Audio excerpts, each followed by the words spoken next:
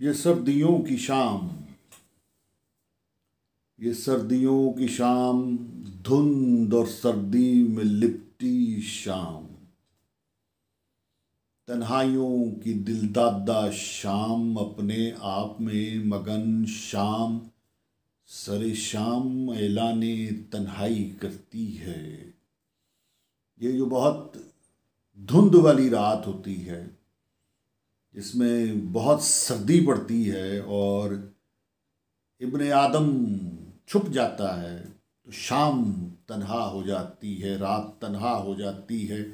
تو یہ سردیوں کی شام، دھند اور سردی میں لپٹی شام، تنہائیوں کی دل دادہ شام، اپنے آپ میں مگن شام،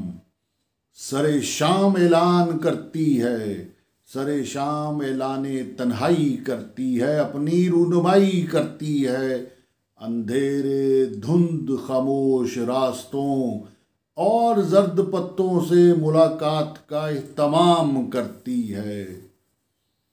اہتمام کرتی ہے۔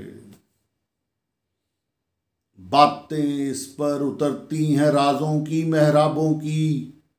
سر شام یہ اپنے آپ سے ملنے کا اہتمام کرتی ہے۔ شاموں میں شام، گہری دھند والی شام، شام جس میں شام اعلان شام کرتی ہے، خشک پتوں سے باتیں کرنے والی شام، سرخ خشک پتوں سے باتیں کرنے والی شام، اندھیروں ملجگوں میں رہنے والی شام، دکھوں عذابوں پر سوچنے والی شام، استادہ ہوتی ہے درختوں کی طرح، پھیلتی ہے بادلوں کی طرح، بس شاموں میں شام، سردیوں کی دھند والی گہری شام، سردیوں کی دھند والی گہری شام، گہری شام مجھ سے ملے تو میں بات اس سے کروں،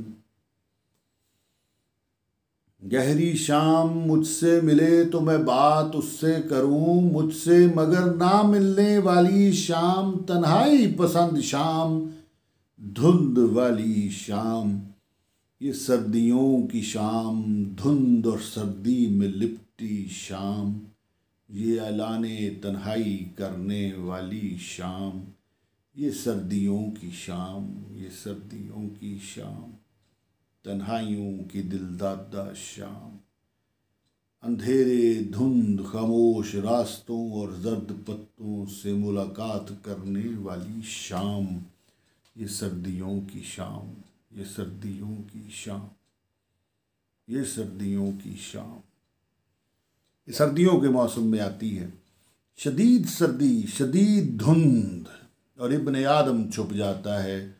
اور باہر پھر جنگلوں میں مستی چھا جاتی ہے، رات پھر نکلتی ہے، درختوں سے ملتی ہے، زرد پتوں سے ملتی ہے، اپنی حکومت کا اعلان کرتی ہے۔ سردیوں کی شام، سردیوں کی شام، دھند اور سردی میں لپٹی شام، لپٹی شام، لپٹی شام۔